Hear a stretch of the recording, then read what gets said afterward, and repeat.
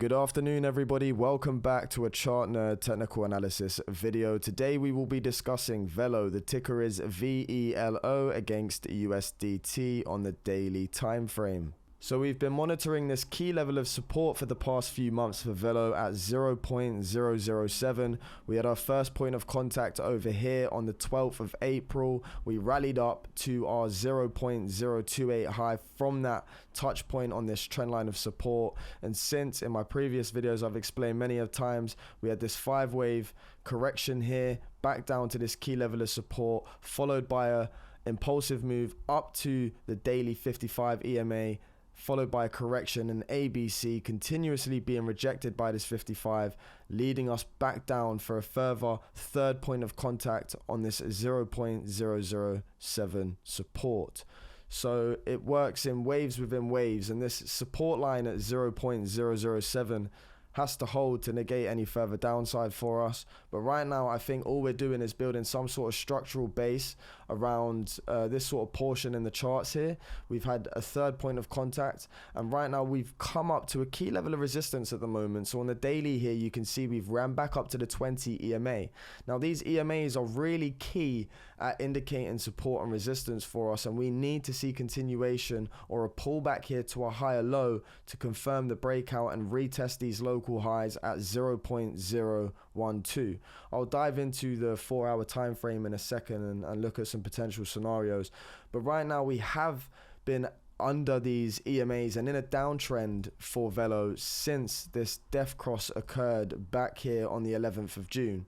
Now you can see this occurred within this 5-wave correction that we've had, and ever since this death cross, these EMAs have been acting as key resistance. They were support here for a little while on the 20 on this impulsive move, but essentially all we did from support was rally back up to this 55 EMA, this red line, and get caught between a rock and a hard place. We failed to break above the 55 and we just crashed down in this C wave, which wicked down to our third point of contact on 0.007.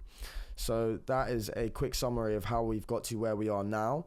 And right now, off of this key level of support, we have seen a nice move up here, as I've mentioned, into this daily 20 on the daily 20 EMA, and we're seeing rejection. So let's look into the 4-hour time frame and see what we can see on there to look for some potential scenarios. So on the 4-hour time frame, you can see our third point of contact here on this trend line on the 0.0071 range that we recently tapped on the 5th of August. And you can see we've come up impulsively now and we've ran into a key level of resistance. I'll show you that level of resistance right now. So from this wick low retracing to our 0.012 high, what we've done is ran just shy of our 0.618 target at the golden ratio. Now when you come from a high retracing back to a low, of which we did come down to, and now we're seeing relief from this low, we've ran back into the golden ratio on the way back to this high. So we either see resistance at a 0.50, and I mentioned on Twitter a few times, on X I was saying 0.0094 is a key level that we need to break through here in order to see continuation up to this 0.012 range. And you can notice that we've actually broken above that as of such yesterday, I believe, at around 2 a.m. in the morning. We came up to 0.0099, so we've broken above the 0.50, but as you can see at the same time we've ran into resistance at 0.01.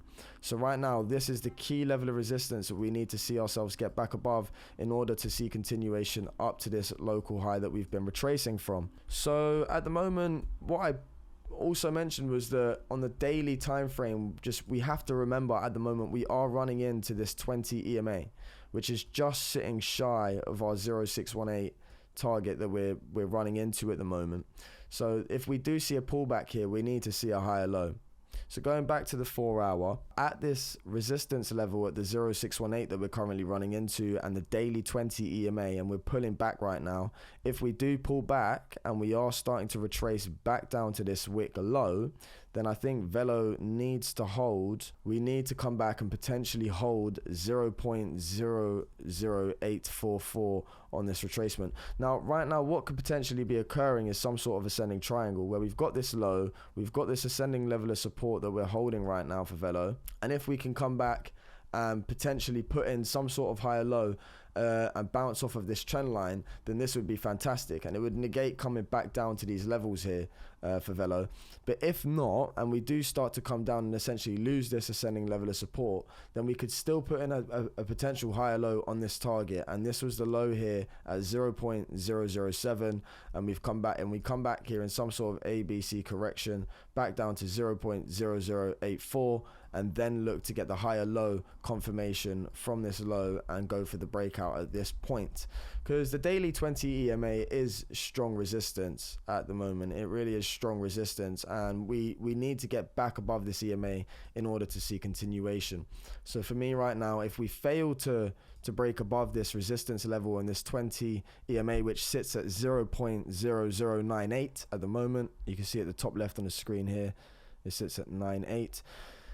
If we fail to break above and we are coming for a retracement, then a potential higher low on the daily time frame, we've got this wick low, ran into resistance. As long as we can pull back and put in some sort of higher level of support on the golden ratio, build a double base at this bottom, and then go for the breakout, and you'd have a low from this bottom, a rally up into resistance, a higher low pullback, build a little foundation, and look for the reattempt of breaking out of this 0.0099/1 area that we've ran into.